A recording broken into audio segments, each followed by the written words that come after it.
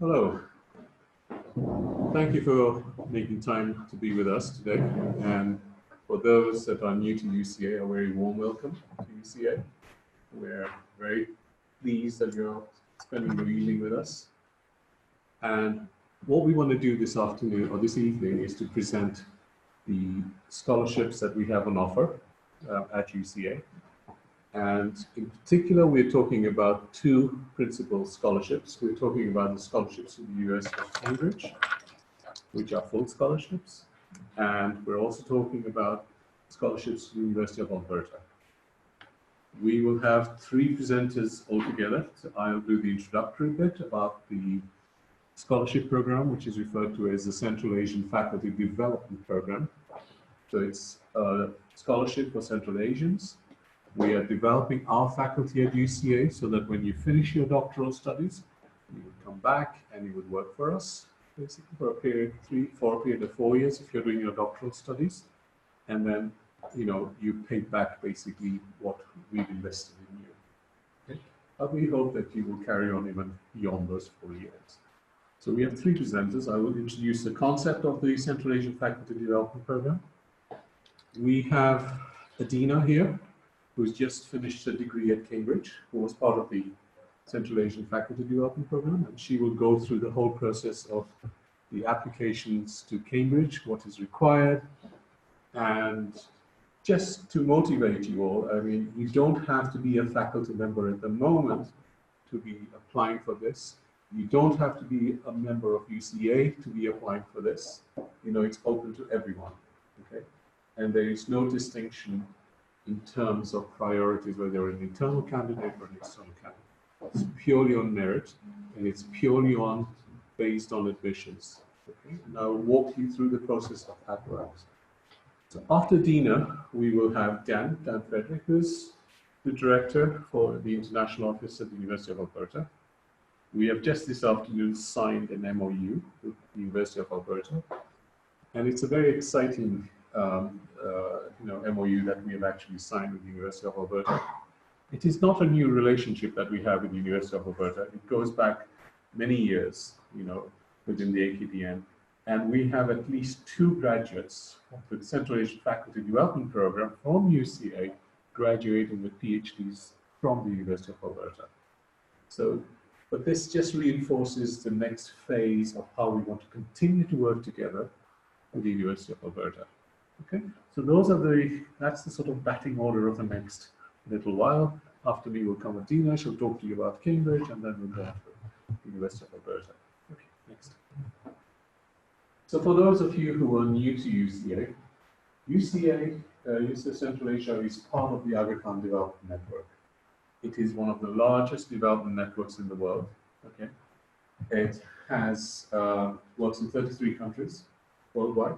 It employs 80,000 people worldwide, and it has 3 economic pillars, as it were. There is one pillar for economic development, there is a social development, and then there's the culture pillar. And these are 3 social pillars, basically. We go on to the next one. We, as an education, fall into the social development sector, and within the social development sectors, we have all the agencies for the Aga Khan Development Network that deal with education. So we have the Aga Khan Foundation, which is global. We have the Aga Khan Education Services, which run schools all over the world, over 200 schools that they run. We have the Aga Khan Academies, which are the new academies in the world. We have the Aga Khan University in Karachi and in East Africa, which has been established some 40 years ago, and they teach mostly sciences, medicine, and nursing. Now we have the University of Central Asia. So all of these fall within the social development network aspect of the network. So UCA was founded in 2000, and it was an international treaty between the 3 governments, which we call the founding states, and that's with Tajikistan, Kyrgyz Republic, and Kazakhstan. It's a secular not-for-profit, okay? And it's the first regional university in the region which has campuses in each of those 3 countries. So it's a fully campus university in those 3 countries. Okay. And it's going to be built over 4 phases. So we have 3 campuses on Narayan, which opened in 2016. The Coral campus opened about a year later, and the Tekli, Kazakhstan campus will open in 2021. So it's going to be built over 4 phases, and when complete, it will have 1,200 students in the campus, 125 faculty members, and 175 staff. It's fully residential, and it's really there to serve as a university town as they grow into larger universities. The mission of UCA is education and research. We remain what we like to call a research university. So research is very important to us. The university is to foster economic and social and cultural developments of the area, and it's a regional resource for relevant research. We want to become an innovative institution with world-class standards and excellence, and we want our graduates to become job creators, not seekers. And we want to preserve and promote the cultural heritage of this wonderful, rich country. Okay. So what does UCA currently offer in terms of academic programs? These are the 3 campuses in Narayan. We offer computer science and communications and media. These are bachelor's undergraduate degree. The computer science degree was actually, the curriculum comes from the University of Toronto, which is one of the best universities in the world for computer science. The entire curriculum was developed by them, and this is the curriculum that we use. Communications and media was, the curriculum was developed by the University of Technology, Sydney, again, one of the finest universities in communications and media. In Coral, we have the Earth and Environmental Science, which is the University of British Columbia, again, first-class institution, and the economics curriculum was developed by the School of Economics in Russia and SSE Riga as well. Technically, in 2021, we'll have engineering sciences and business and management. And our potential partners for those almost certainly will be the University of Alberta, possibly Cambridge, and we're still looking around for others in business management, basically. But all of these are of international standards. I'm going to leave you with a very short clip that describes the Central Asian Faculty Program, and then I'll come back and tell you when it started and where it's going. Okay, so this is just a short clip.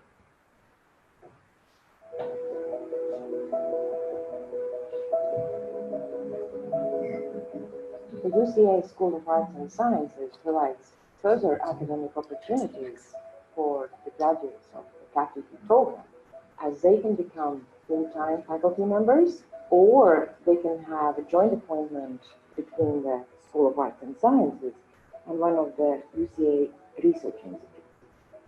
The School of Arts and Sciences provides opportunities for professional development to build teaching capacity, and there are also research funds to support further research. Either it is their individual research, or it could be also multidisciplinary research across the university together with colleagues from other departments. We see the current faculty graduates as bringing their experiences from the universities where they have studied. And that helps us in building academic networks across the globe, as well as strengthening diversity, which is one of the UCA values. And of course, that brings an opportunity for students, faculty, and other members of the School of Arts and Sciences community to teach and learn locally at the same time having an international context. If you are interested to learn more about the faculty program, head over to our website for more information. Apologies about the sound, but I mean, this is on the web, so if you want to have another listen to it. There are quite a few short videos on CAFDP. But essentially, the Central Asian Faculty Program, which we call as CAFDP, started not recently, but almost over 10 years ago in 2007, well before the university started, during the early stages of the university. And in 2007, we sent over 42 scholarships, not in those years, but over that period of 10 years. And of the 42, 36 were actually for PhDs, and 7 were for masters, basically. And most of those have now finished. Most of those have come back, and the great majority are actually working with UCA as faculty members. Okay. So that was phase one. That was at the earliest stage. In 2017, we started the second cohort of the CAP-EP. And this cohort was different because it was much more targeted to what UCA wanted in terms of its future teaching and its current needs and the medium-term needs. Okay, so it is the second cohort that we're currently talking about. Go next. So, and the reason we wanted to provide this scholarship was to provide a pipeline of Central Asian PhD graduates qualified from international universities of repute and eventually taking positions within the UCA. 42 scholarships, as I said, 36 PhDs, 6 masters. In 2018, we launched the second cohort for the next 10 years. This is what's happened under cohort 1. 44%, we have 43 fellows, 44% came from Kyrgyzstan, 35% from Tajikistan, 14% from Kazakhstan, and 7% from other nationalities within the region. Some partners under the cohort 1, these are just some partners, was Cambridge, Toronto, Ohio, Carleton, all the names that they Cornell, Berlin, Humboldt University. And I think we had something like 22 universities under cohort 1. Cohort 2, which we started in 2018, was a mix. We have not only PhD programs now, we've also started post-doctoral programs for our own faculty as well. So Ramzan, who is a maths faculty member, is currently doing his postdoc at the Wilson Center, which is world-renowned at the University of Oxford. He's just started. We have the very talented Adina here, who I'm going to embarrass. She just finished her studies at Cambridge. Okay. We have Asmat, who is actually at the University of Prague. Shoshan Bey is also doing his postdoc. He's another faculty member of ours at Harvard. Okay. And then Ekrim, who's also at Oxford, at Cambridge, sorry, she's doing a PhD in education. And Rosa, who's a faculty member at Narin, who's just returned, in fact, just a few weeks ago, from doing a postdoctoral training at Cambridge as well. And this year, we've sent another young man, Adil, to do a direct entry PhD in electrical engineering at the University of Cambridge as well. And the Cambridge scholarships that we're talking about was signed in November 2017. And the key areas are computer science, engineering, media and communications, business management, and economics. For the next cohort, these are some of the partners that we're looking at. Cambridge will remain. We will add Oxford to it. We're definitely adding Alberta, as we signed today, the University of Technology for sure. And there's one more there, which is going to be Simon Fraser University from Canada as well. So that's going to be another additional partner, which has been confirmed. So, in terms of application timelines, you'll hear about this from Adina and from Dan. Both, whether you're applying for Cambridge or whether you're applying for Alberta, these are the timelines. Okay? We need to get your application by the end of this month, on the 31st of October, and I'll tell you what we need. It's nothing too major to us. We will then organize, we will shortlist all the candidates that we get, and we will organize an interview panel by November, mid-November. And then you will then have to apply, if you're shortlisted, to the university application form, which is usually online on portal, by the 3rd of December. Okay? And then you will have to meet all of the conditions by the 31st of July, and you will start your degrees in September 2020. Okay? What you need for your current application to be shortlisted is your CV, and you don't need to have something very huge, it's 3 pages maximum. A copy of your passport, basically, so that we know that you're from Central Asia, pay to qualify. Transcripts are very, very important. You need your transcripts to back up all the CV. A personal statement, or basically what your long-term goals are. This is very important to us. And if you're applying for a PhD, then a proposal of some form.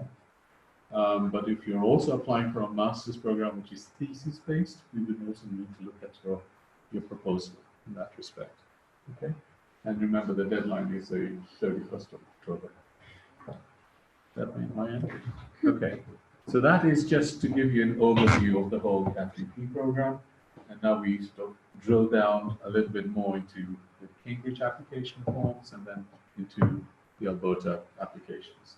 So I'll hand over to Adina, who will introduce herself and take you through this journey, which is just started. Okay. Yeah, I'll do your thing. Yeah, I'll just put myself. Okay.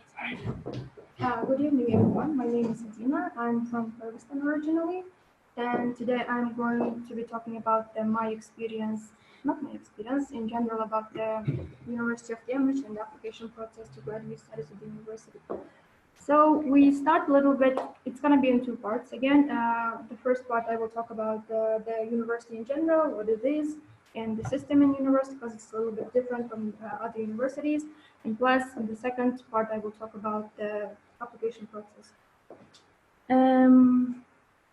So just a kind of brief introduction about myself again. I did MPhil, Master of Philosophy in Development Studies. It is more of like political economy of development, so I can say it's kind of economics degree, not pure economics, but research in economic development. Yes, so we start about the university. You may know University of Cambridge is one of the oldest universities in the world. It has over 800 years of experience already, and it's ranked number 2 in the world according to Times Higher Education ranking. And it has a 98 Nobel Prize winner. I think it's one of the #1 universities in the world which has the highest number of Nobel Prize winners. And another fact, so about the university structure is a little bit different, as I said, because it has a collegiate system, and people get a little bit kind of confused about the collegiate system. What it is actually university itself has 31 colleges inside. What college does is that it provides accommodation, facilities, academic support, and pastoral support to students. But students will be studying in schools, in departments, in faculties, and institutions. And so it has 6 schools in general, which has about 150 departments, faculties, and schools. And it also has over 100 libraries, which are all about the university library itself, which is central library, and the college libraries, department libraries, institutional libraries, and affiliate libraries. So it has over 11,000 staff and over 18,000 students. When you look at the ratio of staff and students, which is it is one of the greatest in the world, we can say. And about the student life in Cambridge, Cambridge has very unique experience, and then the facts and unique things that none of the universities offer in the world except for Oxford University. So we have formal halls, which are like kind of Harry Potter style of dining halls that students have very excitement. And we also have rowings in the university, in the river of Cam, and usually University of Oxford and University of Cambridge are the big competitors in this game. And it's also known for its how to say, quality rowers. And plus we have the Cambridge Union, which is all about kind of debate club, we would say. And it's also one of the oldest debate clubs in the world. And these are very unique things about Cambridge. And more about living in Cambridge. Cambridge, actually, it's a very small city, and it's like around 45-50-minute drive from the city of London. And it's very small. All the locations are walkable, in a walkable distance, and the whole city itself is full of history, 800 years of history. And so the city is very small and very student-friendly. And it doesn't really have like kind of, how to say, nightlife or extracurricular things that are outside of academic life, which means students do not really get distracted from the academic works. And so how do we apply to the university? In this part, I will talk through kind of my experience of application process, and I will share some kind of guides and tips and tricks for students who are interested in applying.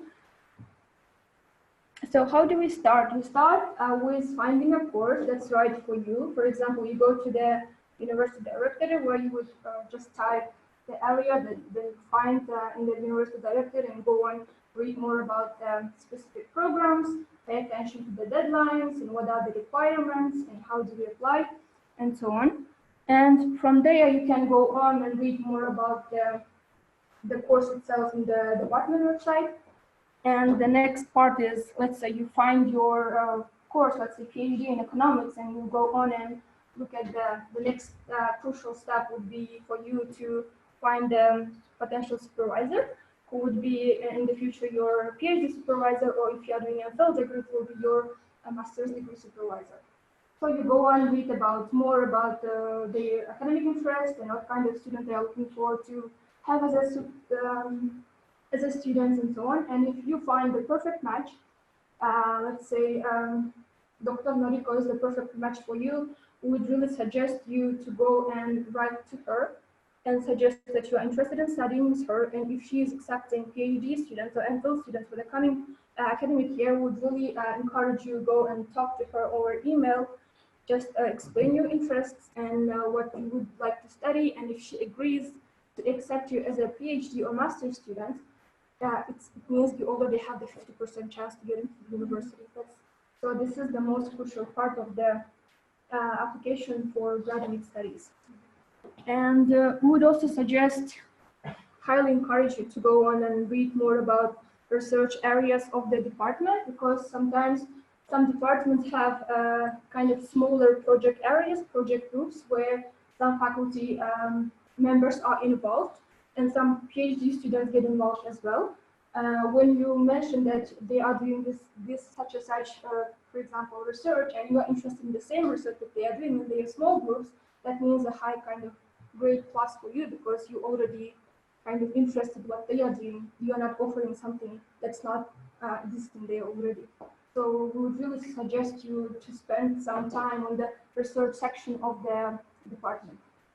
And another thing why we suggest going into the website and looking at people's and professors' profile is sometimes people do not accept PhD students. For example, Dr. Hajin Chan is one of the well-known economists in the University of Cambridge, plus in the world as well. But he's not accepting PhD students anymore, which is a great kind of unfortunate for future students. But so this is kind of like kind of FYI that you have to pay attention to the details. Some are, for example, you find the perfect match, but that professor is not accepting PhDs anymore because he or she might be retiring very soon or has like health issues. Maybe the person is already overwhelmed with his own students and doesn't have any capacity to accept more. And the next one would be paying attention, close attention to the deadlines. When you go into the website and look at the different program application deadlines, there are two different deadlines that kind of students get confused with. The first one is the program itself. Let's say PhD in economics, they are accepting applications until the end of June, but you have to apply by December 3rd because you are applying for the funding as well. So those who are interested in CAFTB project for this program, for example, are encouraged to apply by December 3rd to the university. But if you have enough funding for your studies and you are willing to be a self-finance student, you are more than welcome to apply by the end of June as well. The next thing that is, so let's say you find the program that you're interested in, and you find the potential research supervisor for your application, and you go on, you create your application on the applicant portal and prepare your documents. Here, some details that I have to mention are just academic references. As you may know, in our part of the world, we accept and we usually use the paper copies of the references, but university doesn't accept that, and it has to be online, kind of online reference letter format. So your referees will be getting kind of a link where they can submit. It means that you will never know what the person, your referee, would write about yourself. And also the transcript translations, CVs, and evidence of English proficiencies, and reasons for applying is kind of personal statement in our part of the world, and the research proposal for some programs. Usually all research degrees would require proposal, but some do not require, so it's also good to keep an eye on. And the next is, so you find a program, you are applying. The next thing is, as I mentioned, as the university has collegiate system, you have to apply for college as well, where in case of getting accepted, you would be leaving and becoming a member of one of those 31 colleges. And I don't really want to talk about the whole collegiate system. You can just go in and read about it if you're interested. But some really important things that I have to mention that I kind of had my own personal mistake are you really have to choose a college. It's not just, oh, one of them will be great. Cambridge is Cambridge, college is college. You shouldn't do that, as I did last year, for example. I wasn't really paying attention to the college because I didn't really think about it in advance, and I just put two like kind of random colleges, which were like kind of really one of the richest colleges because I thought the food would be subsidized, living would be cheaper, and then they were really close to the department where I would be going for lectures. So it was a kind of like foolish decision I made, and I wouldn't suggest anyone of you would doing that. So you have to pay attention to the course type because let's say you are member of college A, but that college doesn't really accept students from your program. That means in that college library, you wouldn't find the books that you would like to read for your program. So that's why it's really important to go in and study about it because, for example, I can say one of the St. John's University is one of the richest and well-known colleges in Cambridge, but it usually accepts law and math and STEM students, which means if you are going to study, let's say, engineering in St. John's College Library, you would suffer without like not finding your books. And some colleges accept only female students. Only I think there are three colleges gender based. The second one is the other one is distance. So at the university itself is a whole city. So all the departments, colleges are all across the city. Let's say engineering department is in Kojar, and let's say your college is in the Philharmonia. That means you have to travel every day by bus, which is like expensive, really expensive. Believe me, it's like 330 songs for one ride. It's crazy. And so you really have to pay attention to the distance. And distance between the college and the department that you would be studying. And the facilities, there are some colleges, again, like rich ones, they have free internet and free printing facilities and free laundry facilities for students. But at some places, it's very expensive. For example, in my college, I would pay every day, not every day, every time I do laundry, I would pay 300 songs for doing just one round of laundry and plus another 300 songs for drying it up. So it's also, I would say it's a kind of like tedious work, but if you are really interested and if you're serious about studying, I would really encourage you going and doing good homework research about the colleges and make your choice. And for example, if you do not want, you can just make an open application about the college, which means when you are accepted to the department, to the program, you will be pulled up from the general pool where all the students are. That means you will not be choosing college, but college will be choosing you. That happened to me because my first two, the preferred colleges didn't accept me because they were math and law programs and they didn't accept a development studies student. And I was just pulled out by one of them, not really rich college, unfortunately. Yeah. And the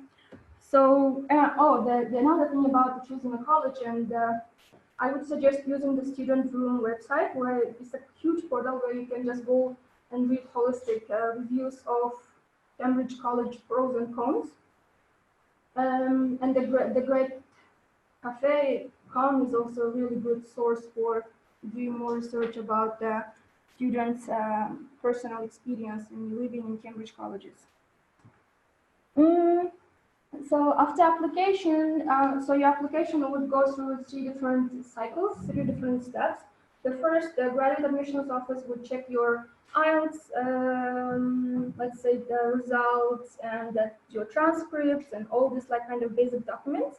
And after they check everything and if everything was okay, they would just then put forward your application to the department where your future professors, your future teachers will be reading your personal statement and your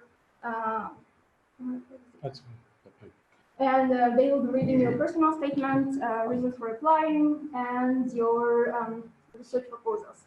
And after that, after they accept you, and then degree committee will just confirm. They will just go through all the documents and they say, okay, this student is accepted. That's the final stage. And so after applying, it's a kind of like long process of waiting, which is the worst part of application, I would say. Again, I would suggest after you apply, you just go and use the gradcafe.com, where students usually share the results. For example, let's say you're applying for philosophy program, philosophy PhD in Cambridge. Student will say, okay, 15th of February 2018, the person got accepted. And usually people share your experience, so they usually write why they are accepted, and if they are rejected, they would usually write why they are rejected. For example, it's just students' opinion. Let's say the same kind of like your competitors in all over the world. And then the good thing about this website is people usually write there if they are invited for interviews as well. For some PhD programs do require interviews, so you would kind of feel that at what stage you are. Let's say all like the like bunch of people who already kind of received invitations for interview, but you haven't received anything from your department. That means you might be in the reserve list, or you might be just kind of like not successful at that stage. So you would just already know your kind of position in the whole application process in general. I think that's kind of it. Maybe I just rushed a little bit, but so if you have any questions, you may email me at my email address, and I would be happy to help if you have any questions about the University of Cambridge and application process. I lived through this long waiting, tedious process myself, and I might be helpful to share some tricks and tips and guidance if you're interested. So that's all about my part. Thank you, Adina. We'll move on to the next talk about Alberta, and maybe we can do our questions and answers later. So I'll hand over to Dan. Thank you. Good evening, everyone. My name is Dan Frederick. I'm the Director of International Projects at the University of Alberta in Canada. And I will be giving a brief introduction to my institution, talking a bit about its areas of research and teaching strength, and giving you some information about the process for applying for master's and PhD studies. First of all, I want to say that, as was mentioned earlier, the University of Alberta and the University of Central Asia have signed an agreement today, and we would consider ourselves to be preferred partners. It's a long-standing relationship, not only with UCA, but with the Aga Khan Development Network and the Aga Khan University. This sort of completes the triangle, and we're signing an agreement today, which is going to provide support for students who are funded through the Central Asia Faculty Development Program to do master's and PhD programs at the University of Alberta. Essentially, the University of Alberta is contributing financially to those scholarships as well. So why would you want to consider the University of Alberta for your master's or PhD studies? We're ranked within the top 100 universities worldwide and considered one of the top research institutions in Canada as well. We happen to be Canada's #1 university in terms of graduate employment outcomes, which is simply a measure of how many of our graduates find employment in their field of specialization within 6 months of completing their studies. No other university in Canada beats us on that measure. We're considered to be one of the world's most international universities. We have connections all over the world, and we're very pleased to have formalized a new connection today here in Bishkek. We offer more than 500 different bachelor's, master's, and PhD programs across 18 different faculties. This year, we have about 40,000 students studying at the University of Alberta, 18% of whom are international students coming from more than 150 different countries around the world. And it's important to note that the University of Alberta receives one of the highest levels of external research funding of any Canadian university. And this is really a measure of the quality of the kinds of research that our professors are engaged in that's attracting external funding sources who want to be part of the research initiatives that are happening out on our campus. So for those of you who may not know, the University of Alberta is located in the city of Edmonton, which is capital city of the province of Alberta. So Canada, being a very large country, the province of Alberta is one of the western provinces in Canada. So we're located much closer to Vancouver than to other Canadian cities like Toronto, Montreal, or Ottawa. And to give you a sense of the distance in Canada, for me to come to Toronto or Montreal from Edmonton, that's about a 4,000 kilometer journey, about 4 hours by airplane. And from coast to coast, from one side of the country to the other, is a full 7,000 kilometers. The city of Edmonton is a great place to live. It's got about 1 million people. So in Canada, it's considered one of the major urban centers. It's a very clean, a very safe city, and it's a very diverse city in terms of the kinds of people that you will meet in Edmonton. Really, like any Canadian city, you see people from all over the world. It's not uncommon to walk down the street and see people from Asia, other people from Africa, from Latin America, certainly from Europe.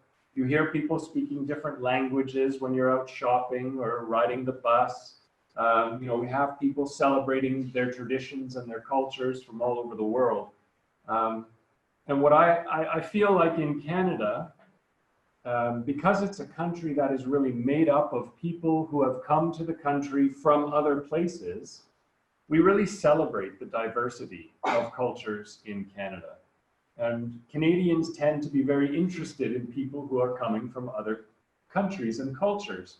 And rather than expecting you to, you know, act like a Canadian as soon as you arrive in the country, Canadian people will probably be more interested to find out about where you're from and, you know, what can you tell Canadians about your culture and your traditions. My own feeling is that, and I tell this to international students and families when I meet with them around the world, is that when you come to Canada, you're not going to feel like you are different. You're going to feel like you're one of the Canadians who you see all around you. And Canadians tend to be very tolerant, very interested in preserving this openness and diversity. Now, a bit about the province of Alberta, because our province is a special place too. We happen to be located in the part of Canada that has most of the oil and gas reserves. And this gives us some advantages that you don't find in other provinces. Essentially, we are Canada's richest province, okay? So if you choose to live in the province of Alberta, you'll benefit. The cost of living is comparatively low in Alberta. People pay the lowest amount of taxes compared to any other province. And we also offer free healthcare, not only for Albertans, but for visiting students, their families, and so forth. So basically, if you need to go to the doctor or the hospital, you just show a little card and they don't charge you anything. It's this, you would have access to the same level of healthcare for free that I get and that my family gets. Whereas in other provinces, there's a fee associated with going to the doctor or the hospital. Another thing to point out is if you are coming with a spouse, if you are coming with children, public education for the kids is available free in Canada. So your kids can go to school at no cost. But I also want to point out that Alberta, I think, is perhaps the most beautiful part of Canada. We're fortunate to have Canada's Rocky Mountains in our backyard. So people from Kyrgyzstan, I think, would feel very at home in Alberta. It's a wonderful place. In the winter, it's cold. In the summer, it's beautiful. So here you can see our list of 18 different faculties. These are the ones that offer graduate programs, so masters and PhDs. And underneath each one of these faculties will be a number of different academic departments. So while we have 18 faculties, we have about 75 academic departments. So if you don't see your particular subject of interest on this list, it may well be on the longer list of 75 academic departments. If you go to the website, you'll be able to find the full list. And of course, if you are looking for a program and you can't find it on the website, just let me know, and I'll be happy to tell you whether or not we have it and point you in the right direction. I'll just talk briefly about some of our larger faculties. The Faculty of Engineering is probably the one that we're best known for internationally. It's one of our largest faculties. We offer many different specializations within engineering. Certainly the main ones, civil and environmental, chemical, computer and electrical, mechanical. One of the specialties that you find at the University of Alberta is petroleum engineering, given the fact that we're located in the part of Canada with most of the oil and gas. And some of our programs in engineering are ranked among the best in the world. Mining engineering, petroleum, chemical engineering. These are some of the best programs you'll find anywhere. Our Faculty of Arts is another very large faculty, and that includes not only the fine arts, but also the humanities and the social sciences. So you can find our programs related to economics, political science, linguistics, modern languages and cultural studies. It's a huge faculty with a lot of programs within it. We have a very big Faculty of Science, where you can study all of the basic sciences, plus things like computing science, which at the University of Alberta is one of our strengths. In particular, right now, the researchers in our computing science department are very well known internationally for the research they're doing in the area of artificial intelligence, big data, machine learning, those kinds of areas. But also our earth and atmospheric sciences, which includes things like geology, climate sciences. This is well ranked internationally among the top programs. We have a very well-recognized School of Business, considered one of the top in Canada, one of the top in the world. We offer specializations in different areas, including, for example, one in energy and finance. Of course, Alberta being Canada's energy province, we sort of specialize in that area, but you can study in all of the business majors at the University of Alberta. On our website, we try to make it as easy as possible to find the information about the program that you would be interested in. If you visit the website and simply type in the keywords that you're interested in, it'll bring up a list of the programs that we offer. Again, if you're having any difficulty finding it, just let me know and I'll be happy to help. On our campus, you can find some of the best facilities for teaching and research that are available in Canadian universities. For example, we're the home to Canada's National Institute for Nanotechnology. We have brand new centers for interdisciplinary science, for health sciences. We have Canada's second largest library collection, which again speaks to the quality and volume of research that is undertaken at the University of Alberta. There's a teaching hospital, more than 400 research laboratories. There's a very long list. The University of Alberta is a big place. We have almost 100 different buildings on our campus. And I want to point out that for those of you who are interested in sports and recreation, there really is no better university in Canada for you to choose than the University of Alberta. We certainly take our academics very seriously at the U of A, but we also take our sports and recreation very seriously. You can see we've had the third most national championships in the last 30 years, and we're the only university in the country that has won the national championship in every sport that universities compete in. So even if you don't want to join a sports team, you'll have access to all kinds of recreation and sports facilities, and we encourage students to take full advantage of those opportunities. But there's, of course, a lot more that we can say about life on our campus. Really, the University of Alberta is like a small city within a larger city, and there's always something happening on our campus. As you can see, we've got more than 400 student interest groups and clubs that you can join, and this is a great way to meet other students, to make friends, and to, you know, relieve some stress and have some fun. We don't want you to be studying all the time. Of course, we want you to be a successful student, but we also want you to take advantage of, you know, the other extracurricular opportunities that are available at the university. And there's always something happening. I mean, we've got musical performances, theater performances, guest lectures, debates. You know, every day there's something interesting for you to take part in on the campus.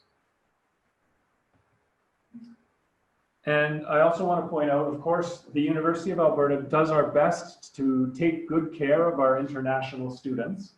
So if you were to be a student at the University of Alberta, you would have access to our International Student Services Office, which has dedicated staff to help international students, preparing them, helping them before they even arrive, for example, with guidance on how to prepare for your Canadian visa application, welcoming students and providing a comprehensive orientation program when you arrive in Canada, and basically assisting students with any difficulties or challenges that they may face during their studies as well.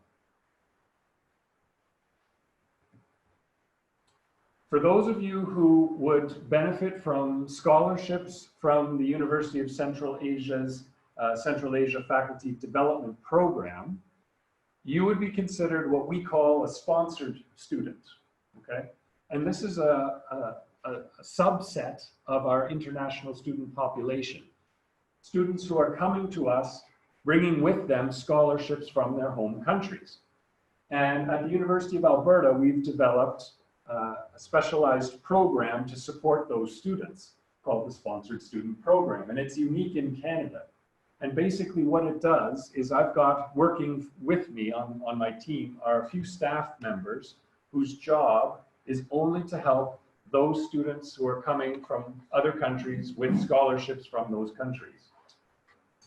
Because it's a smaller number, right now we only have around 400 sponsored students on our campus out of the 7,000 international students who are registered.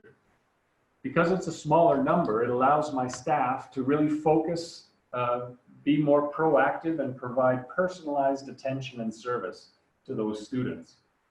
Basically, we want to make sure that if you are coming with a scholarship from UCA, that you have a gold level of service standard. We want to take good care of you. We want to make sure you're not running into any troubles or problems, because we want you to be able to focus on your studies. You know, we want you to be successful. So as a result, you know, my staff will help you with your application. I mean, that's the first step, really, is we provide guidance and support to help you make it through the application stage and get an admission offer. We also help you when you land in Canada, finding a place to live, opening a bank account, getting a cell phone, a mobile phone, you know, all of these little details that are challenging for people who are trying to navigate in a new culture, in a new country. We're going to help you with all of that. And then right up until you graduate, if you have any questions, any concerns, you don't know who to ask, come to me, come to my staff. That's what we're here for. If you were one of Can we ask questions? After the program, after we finish the presentation, in like 5 minutes. Yeah, Sure, thank you. Just to say, if you were a recipient of one of the UCA scholarships to do a master's or PhD at the University of Alberta, essentially you become my responsibility. And it's my job to make sure that your experience at the University of Alberta is a positive one.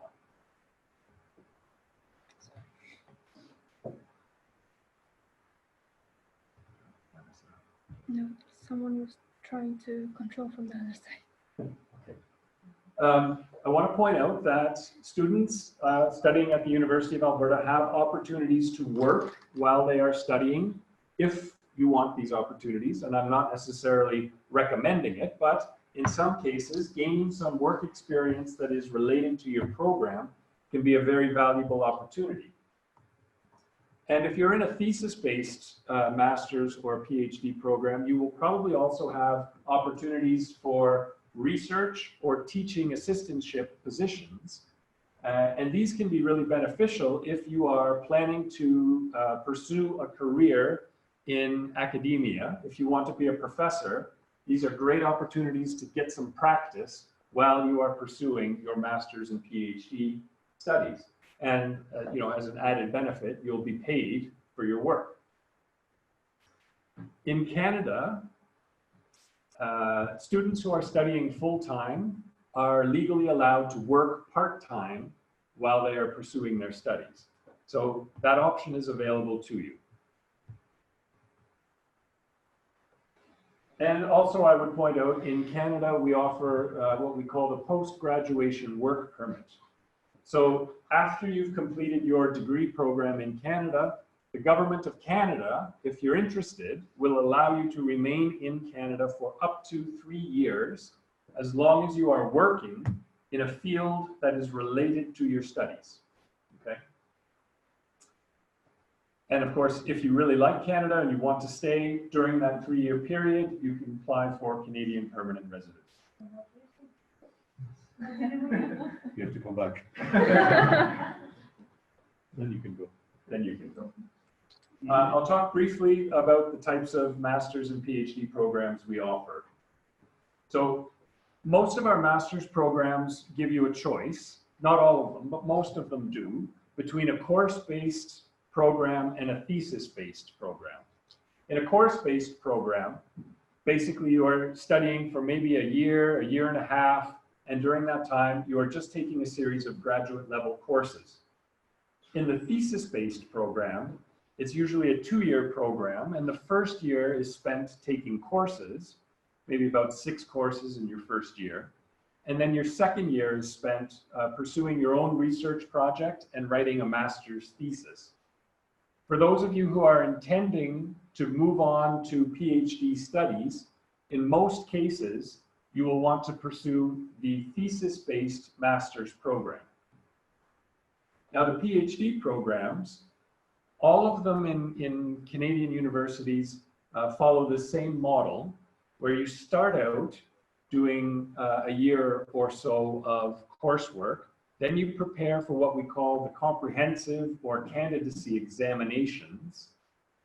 Basically, you're studying, you're reading a lot, and then you have to take a test in front of a panel of experts to prove your level of knowledge. And when you pass those exams, then you are moving on to the research and writing of your PhD thesis. Most of our doctoral programs can be completed in 4 years. Some students take longer. It depends a lot on your individual research project. I have seen students graduate in less than 4 years with a PhD program. And generally speaking, the progression between the two is first you get a master's degree and then you get a PhD. However, in some cases, students can move quicker through that progression.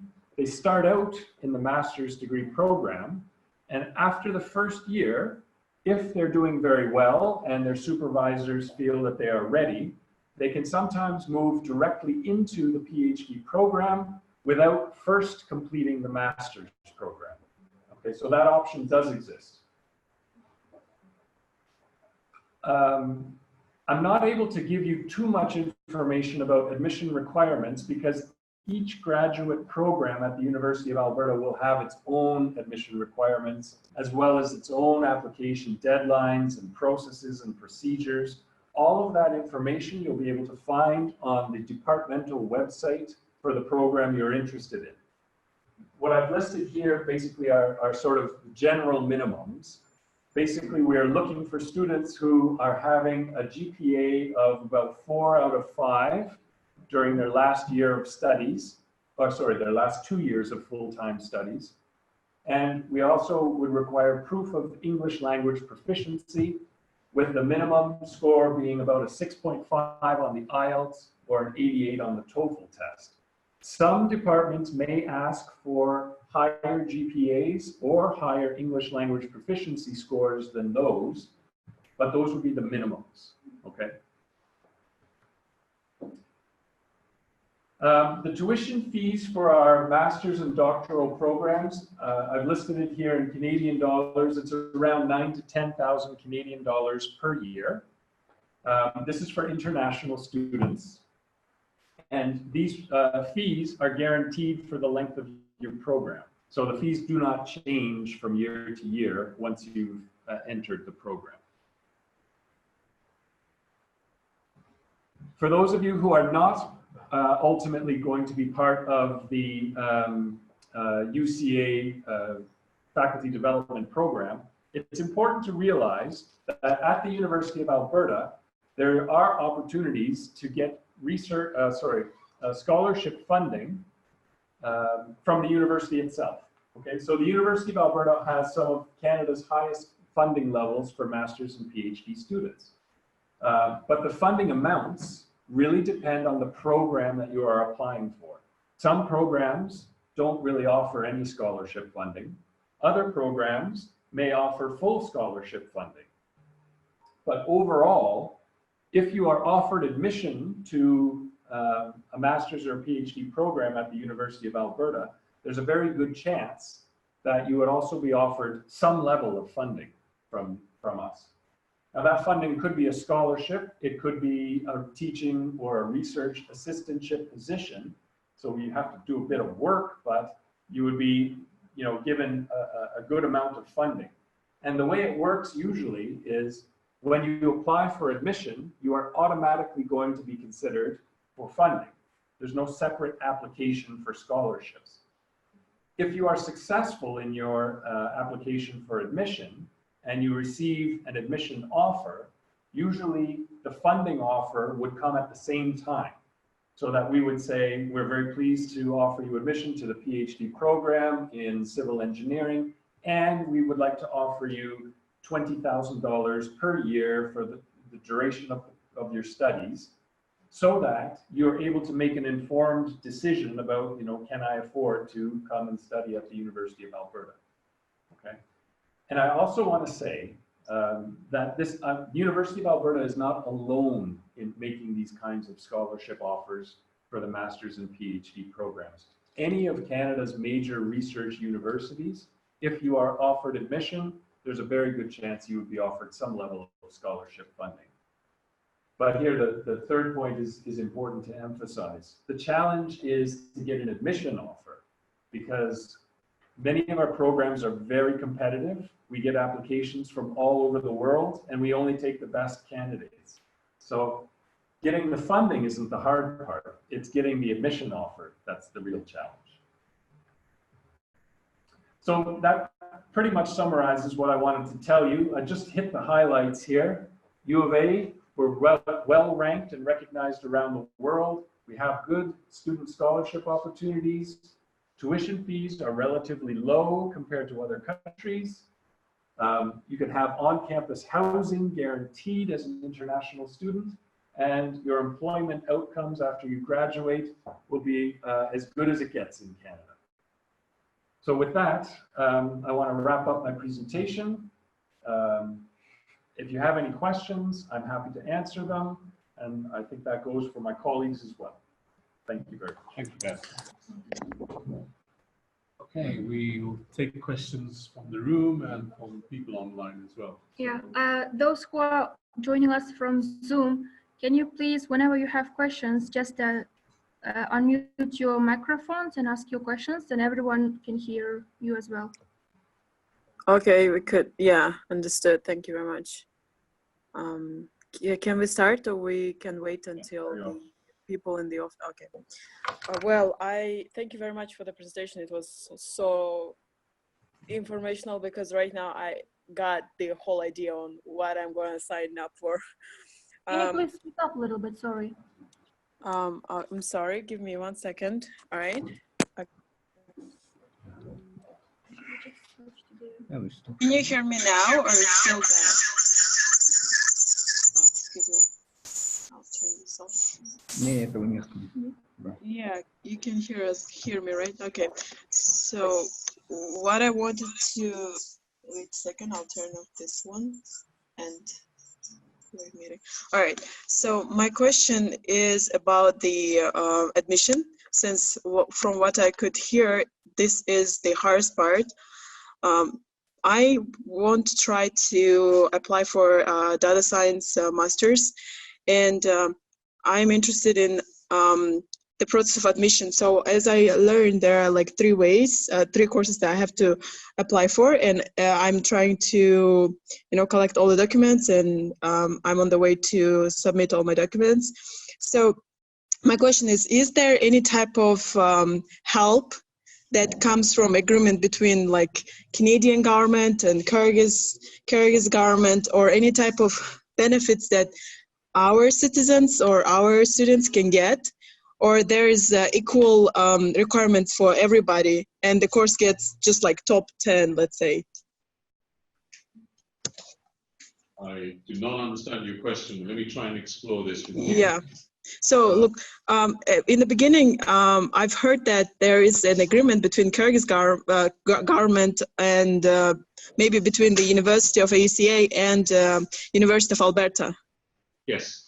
So can you please, if there is a chance to expand this topic and tell us more about what type of agreement do we have that will benefit us as students of AUCA or citizens of Kyrgyzstan in getting, let's say, funding or any type of benefit from University of Alberta, or getting admitted to the University of Alberta?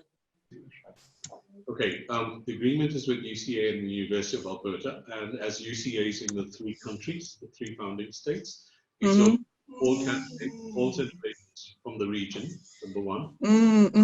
Priority in any of those three founding states, everyone has an equal chance, and it's all based on admissions, basically. To meet the admissions, there's, it's purely based on merit, okay? And if you're short for that, you will get a scholarship, and that's all there is to it. And that applies for Canada, Alberta. It's like any other process that you apply for a scholarship. You're shortlisted, you're interviewed, and if you successfully pass all of those, then you'll be offered a scholarship. I'll ask Dan to say words as well. Well, essentially, the key thing is to submit your application to UCA by the end of this month, because UCA is the first step to access the opportunities at the University of Alberta as well as the University of Cambridge. So all right. Application before the 31st of October, and then we'll review that. And if we shortlist you, then we go on to the next stage, and the process will be then applying to University of Alberta. And we will submit your list names to them so they will know to expect the application. All right. Can I ask one more question? So when it comes to this specific type of, way to get into the University of Alberta, so we have to apply to the AUCA's organization or anything until 31st of October, and then we can be eligible for this type of help, right? Yes, if it's a UCA Alberta scholarship that you're looking for, then if you apply to UCA, and if you're shortlisted, you can then proceed to your final application to the university. If, however, as the presentation, University of Alberta also offers its own scholarships, you're very welcome to apply to that directly as well. Oh, okay, understood. I was just also wondering about maybe there is a special type of scholarship for women from developing countries that are doing STEM type of, master's degree, like master's degree in engineering or any type of science. I don't think there's anything specific for either women or for STEM. Oh, okay, understood. Thank you very much. All right. Anybody in the room? Yes. Actually, I have a question regarding GPA score.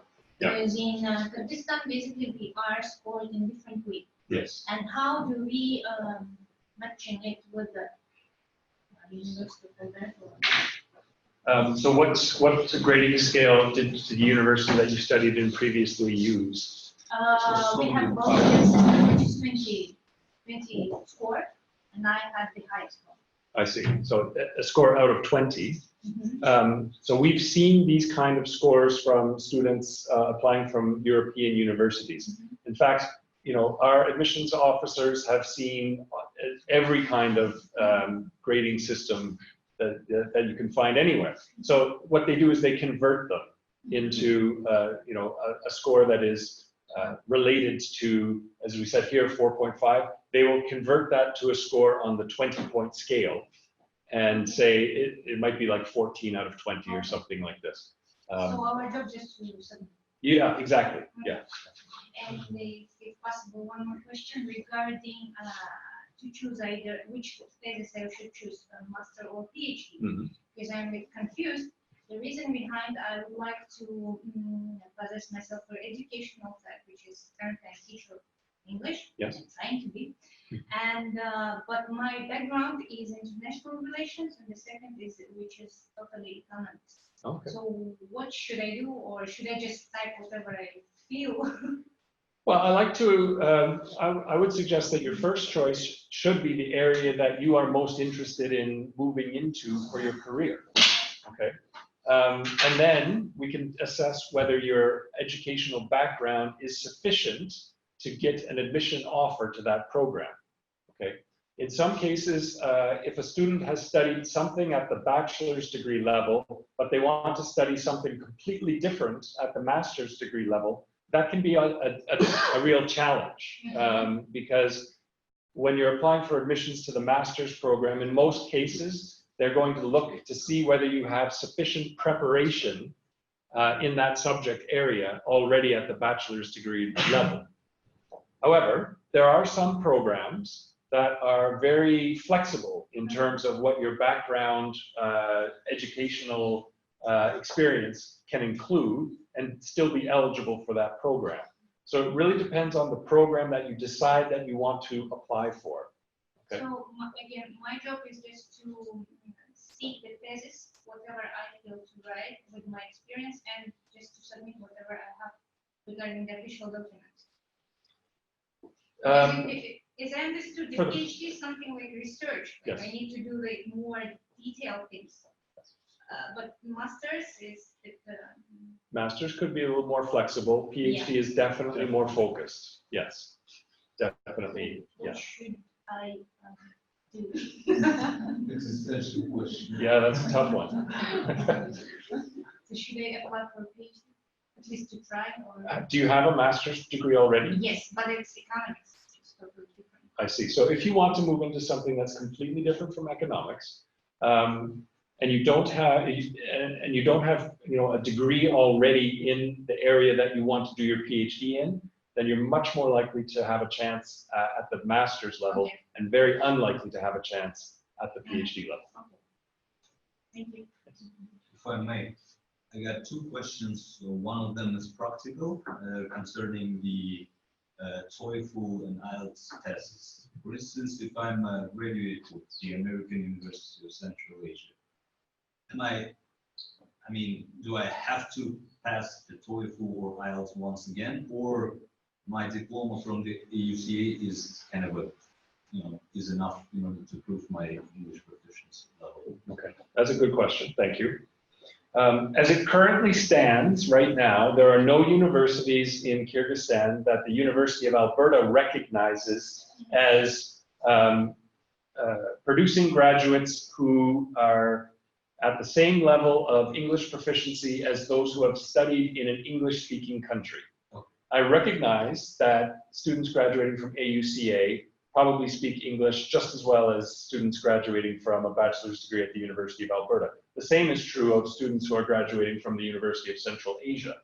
But in order to be exempt from that English proficiency requirement, our Faculty of Grad Studies has to essentially certify those institutions individually. And at this point, that hasn't happened. So that may change in the future. Certainly when I go back to the University of Alberta, I'm going to be reporting on the University of Central Asia. And I can also look into American University of Central Asia and see if they can be added to the exemption list. And to that, the UEC Academy too. It's a good one, yes. And the second question, oh my gosh, I forgot. Let me come back to it. Sure, no problem.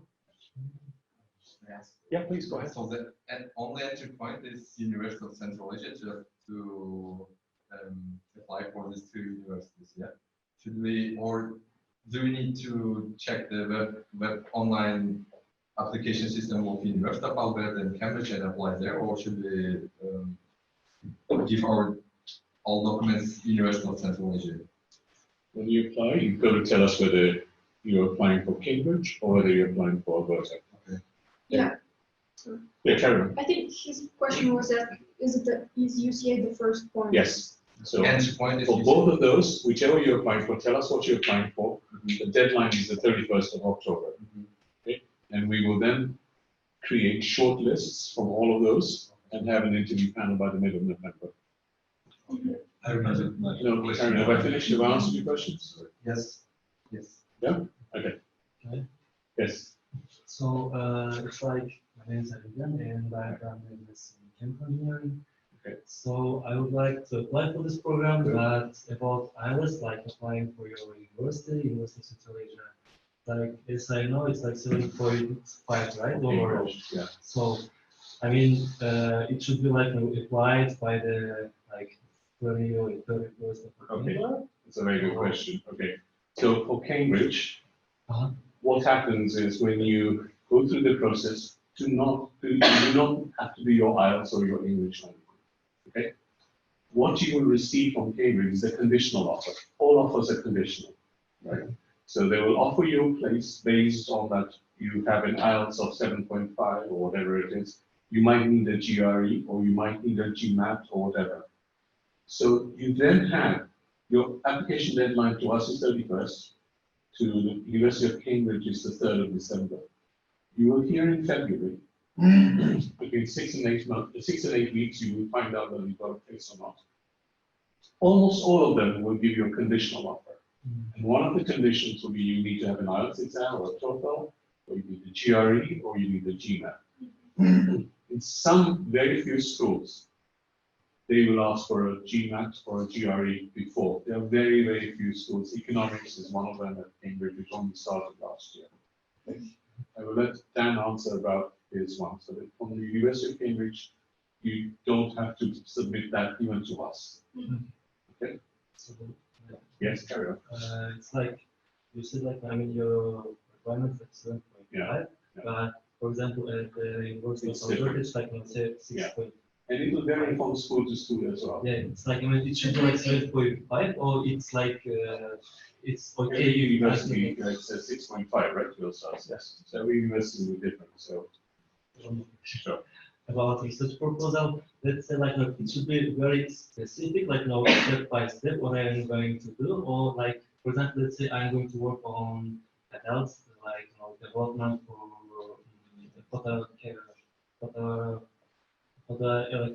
catalytic processes, for example, for the production of hydrogen, and let's say like I should like write every step what I'm going to do, or I can write like introduction, what's like catalysis, and like what I'm going to like not very specific, but like I like let's say I'm like writing like some I will use some physical like experiments, and I will use some chemical experiments like and like try to develop, but not the exact like experiments. I don't think we're asking for a thesis already before you start. I think we're asking for about 2 to 3 pages. Yes. It should be an overview.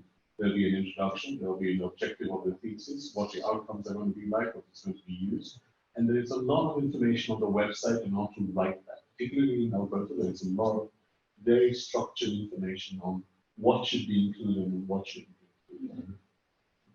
One more, Okay. Sure. So it's like, can you just tell me about your like your experience in like finding a professional supervisor, like in more details? Like it's not like you find one and like you just wrote to him and he said, okay, I will like accept you, or what was that? So in my case, as it was just an FL degree, which is not PhD degree, I wasn't required to find one because, so in my program, we didn't have to write thesis. It was optional, it wasn't mandatory. Instead of writing thesis, we could just take one more extra course and submit 2 different small research papers to that. So I didn't really find the supervisor for my master's degree, but I did apply for PhD afterwards at the same department where I finished my MPhil degree, and I did have to talk to a few professors at my department, and I had to, so when I showed you on a screen that you have to really find a potential supervisor already, at that point when you are emailing those people, you could already kind of show what you're interested in, and they would give you some directions, for example, if they are really interested in taking you as a student. And I would, yeah, for the PhD degree, it is kind of not required, but it's suggested that you really have to write your steps, like theoretical background and your methodologies and so on, but you don't have to stick to it. For example, I write about ABC, but when I get accepted to PhD, I don't have to follow the ABC. On the steps as you go on, you can just agree with your supervisor and change it as well. Yeah.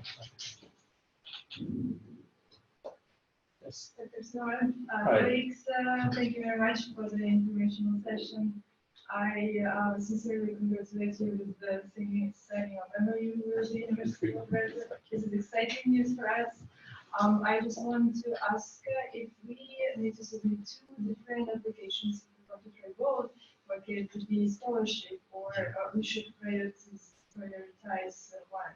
And the second question for it, I know that there is like the development studies. You said it's economics, right? Was it did they require jury or not?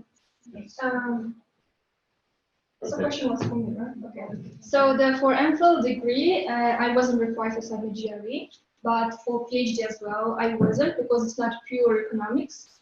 It is more political economy, kind of like political economic development, doing research about economic development, so I wasn't required to submit GRE for both. So is because you mentioned that previously that we have specific areas that UCA is interested in, and one of them is economics, and there was no development studies, so we felt that we need pure economics and trying. When Adina applied, that was one of the, options that you could apply for this. The other thing is, if what you're interested in doesn't fall under the UCA 5 subject areas, you can still apply to Cambridge or to anywhere else, and it's all based on whether you get accepted. So that if you are accepted into a program outside of our 5 subject areas, we will reconsider you. Okay? And what also happens is, if you're not shortlisted for the UCA scholarship program, as a safety net, we will tell you to apply independently anyway, because Cambridge has its own personal scholarships, so does the University of Alberta, so you might be considered for that. But the key part is not the scholarship, it's the admissions. Admission in, scholarship will follow. Yeah.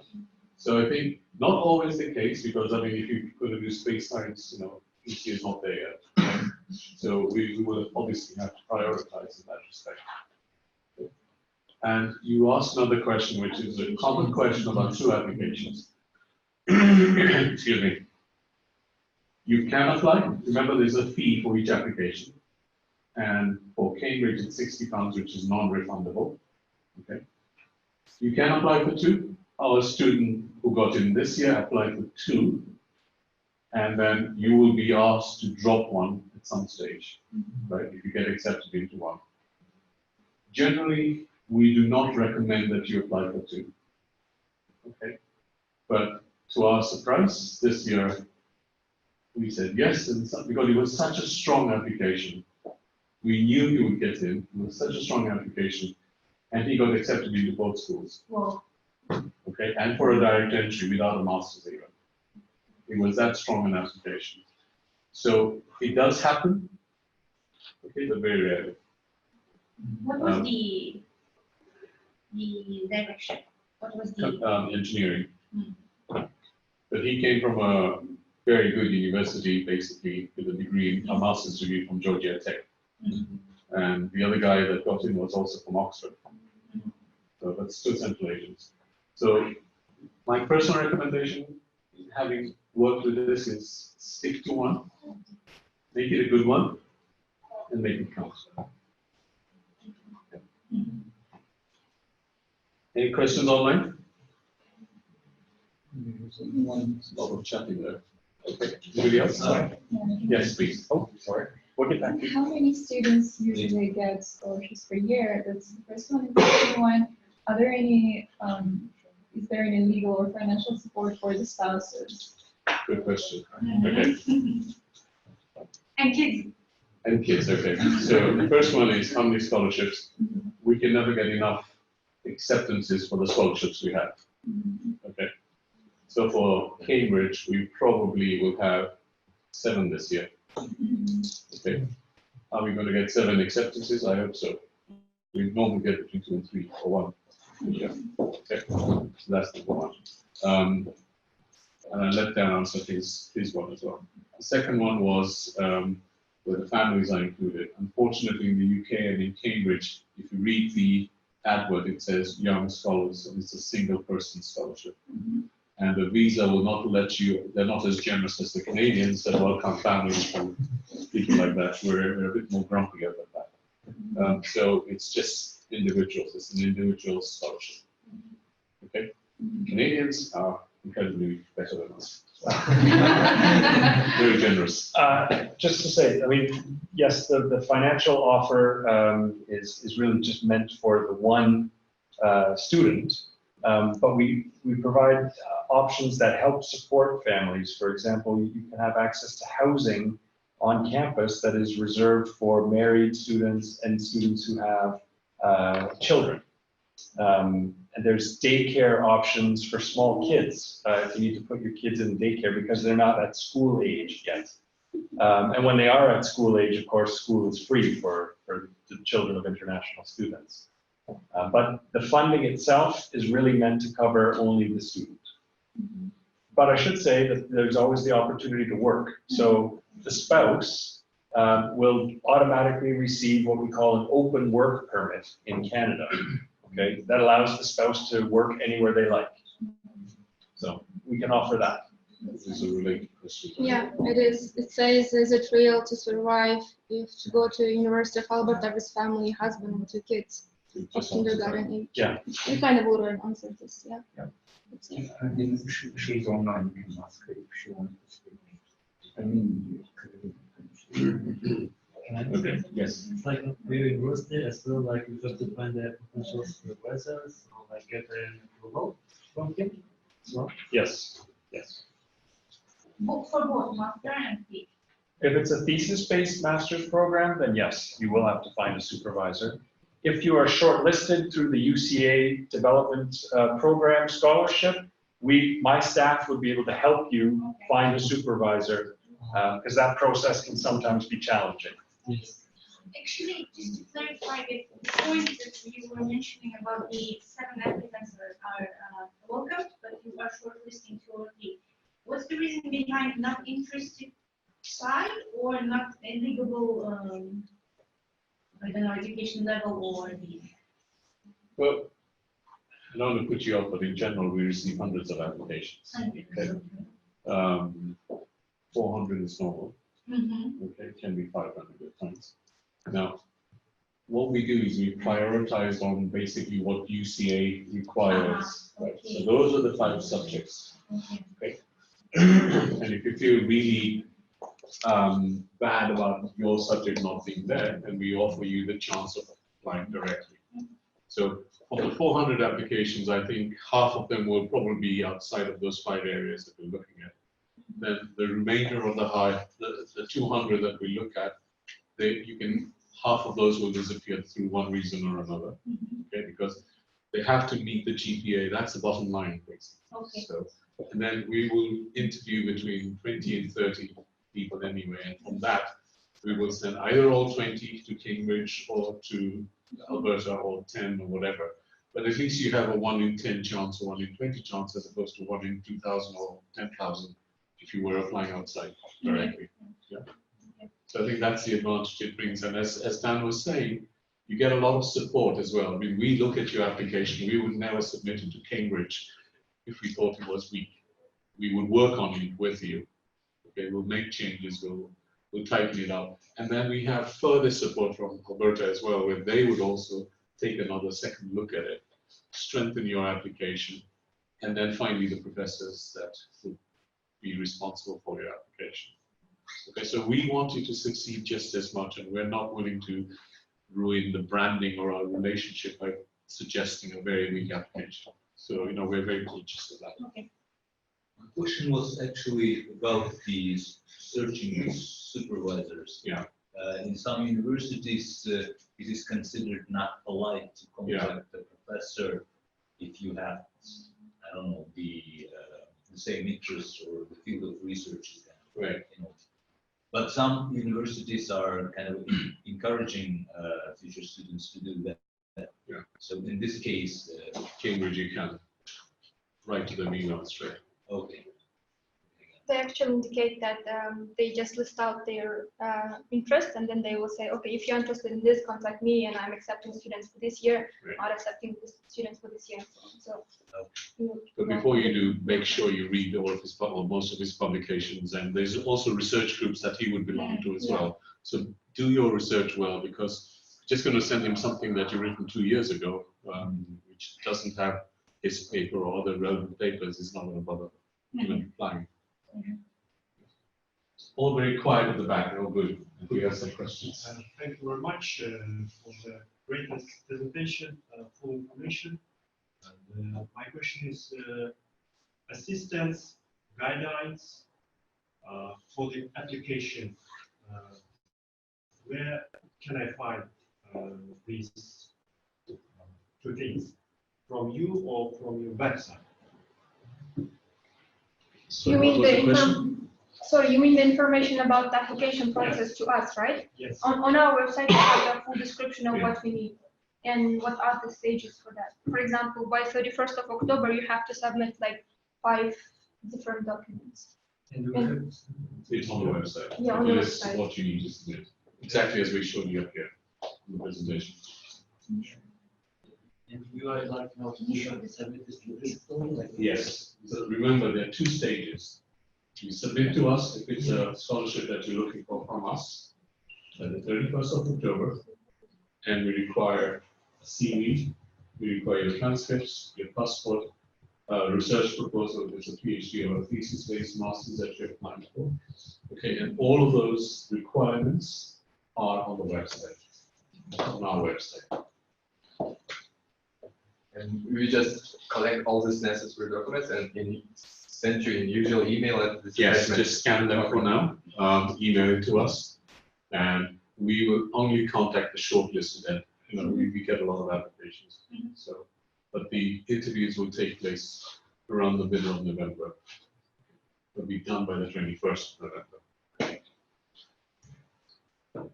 Yes. One question.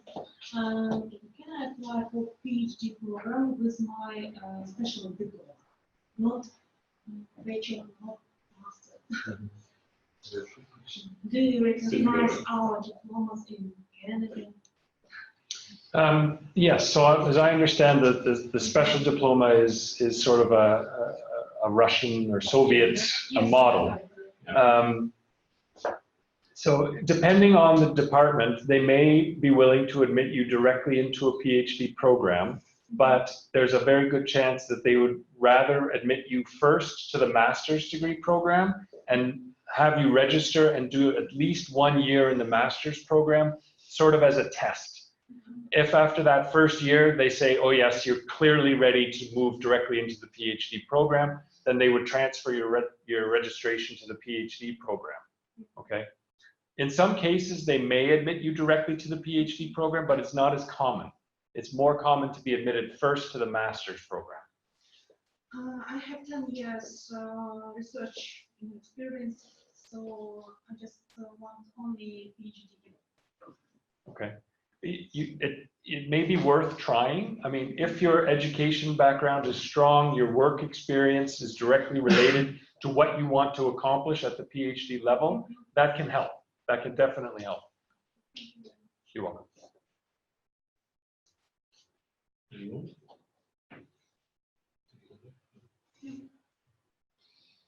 Okay. Do you have a question? Yeah, I have one. So right now it says that applications are closed for the current cycle on the website. So is it? Which website? Which website are you looking at? Centralasia.org. Admission CAFTP. And then it says how to apply applications are closed. Go on to the main website. It's on the front Oh, page. I think you are looking at the Last year's one. not the last year's one. Maybe she's looking at the undergraduate program. The undergraduate programs. Undergraduate is not In case of fire, can we just 31st of October. Yeah. Can we send to you the requirements? We will be having such kind of. No, it's there. Trust me. Okay, but in case. Yeah, we have those addresses there. Yeah. Opening days today for application for? No, it's been open for a couple of weeks. Okay. Yeah. But for Alberta today, yes. May I clarify one simple question? Yeah. Is it mandatory to have TOEFL or IELTS? So far, no. In the stage of application? No. No? No. So you don't need that right away for Cambridge. Okay.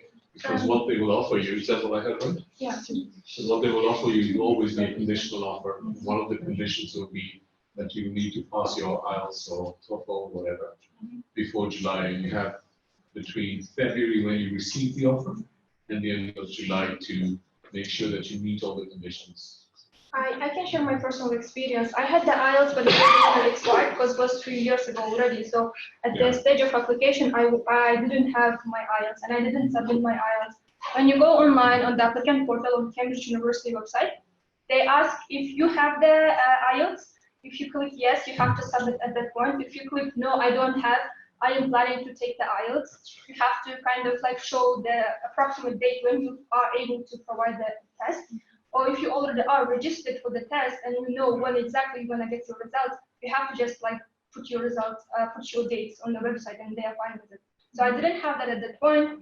I got my acceptance letter, I think end of like early February last year. And they gave me a conditional offer, as Dr. Smar mentioned, and I had to provide IELTS by the end of July 31st. Yeah, July 31st was the deadline. And what would have happened if they didn't like your score?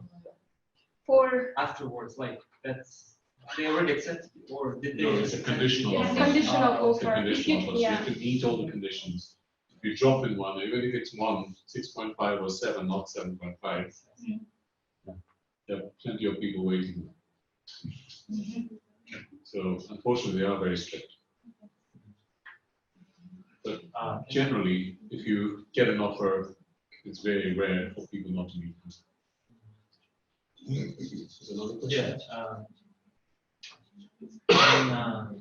When you know this UCA plus Cambridge program was opening, I read probably it was compiled by UCA staff. It showed, it listed all the programs at Cambridge, eligible programs that we can students of Central Asia can apply. And they said which program requires GRE and GMAT, etc. Is this still effective throughout, or might they change? From that list, we are sure that economics department changed. Now you have to submit GRE when you are applying to university, not just when afterwards you get it. However, the business program didn't say that it requires, so No. it's still effective to this day, right? Still effective from the last year's list, except for the economics. And for those who are not able to find the website information, it is this page. When you just go to the first main page, we are on the main one. So when you just go to the ucentralasia.org, it's in the home page. So when you see this picture and you just click and it just shows the whole required documents and the full information about it. You see, indeed, you know you're on the right page.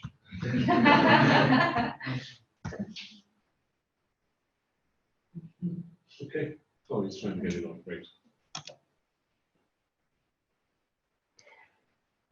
Also, can I ask one more question? Sure. In the research proposal I'm going to send, seems like I made it too specific. Or is it better to, in the same field, is it better to provide some alternative research interest in the research? Just one. Just one. Yeah. So it was CAFDP. What we'll also do, by the way, is, for Cambridge at least, we will send you applications that have been very good and have got admissions, and then we will send you examples of applications that are not so good. Okay? So you get a sense of what is required. In fact, we just send you applications that are very good. So then you know how to base your application, what to write. Там на первой странице. На первой We'll странице. do that once you're shortlisted. Ну там поиск тоже наберет CFTP, да. Вот список документов.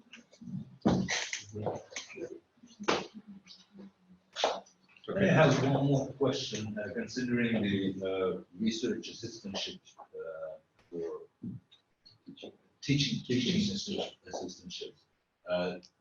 Is there any, I don't know, trainings or like short, I don't know, introductory courses on how to teach?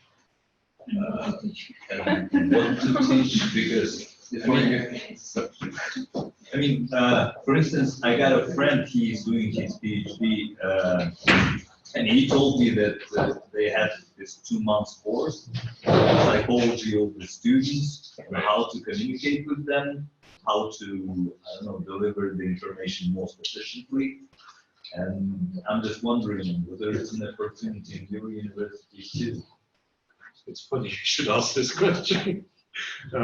I'm laughing because next week, within the University of Central Asia, we are offering a postgraduate certificate in education that the University of Cambridge is offering. So they're coming down and are training our faculty members on how to teach.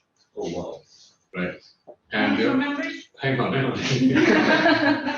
They are going to be teaching, train the trainers. They're training our trainers, who are faculty members, on how to teach future university, faculty members in the area on postgraduate certificate in education. So they themselves will learn first on how to do that, and then we will offer that course openly to anybody else or any teachers or faculty members in the region that want to get this qualification. And it will be a University of Cambridge qualification for our staff at this moment in time. Okay. Yeah, it will be officially certified. Yes. Yes. Yes, I know. It's nuts, isn't it? It's a wonderful opportunity. Yeah. So it's not just for UCA. We're including all the other state universities as well. So we've not just kept it to ourselves. We always try and include other universities as well. So 4 places out of the 20 that we are training, 16 are from the University of Central Asia, from the 3 campuses, and then 4 are from outside. But there is also a minimum requirement for all of those. You need to have been teaching for so long, your qualifications and all those sorts of things. But yes, it will be the first time. So we are very, very excited. In fact, we just signed the contract today as well. So two good things that happened today: the MOU and the signing of the Cambridge contract. No, because it's an internal thing. I mean, we will tell them that yes, we are doing this course. But, you said like no positions for outside of the campus? no, they've already been. We've written to the universities and the rectors have sent us back their choices. Yeah. Is there a room for voluntary participants like volunteer? We've asked this question so many times. I know there's so much excitement about this. I mean, all the universities really want to get into the act. Give us 2 more years and we'll be offering this course. Okay, 2 more years. Yes, because it's a 2-year course for them to graduate before they can teach. Okay.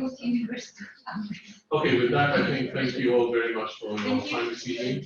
It's been wonderful to see you, and good luck with the applications. And thank you.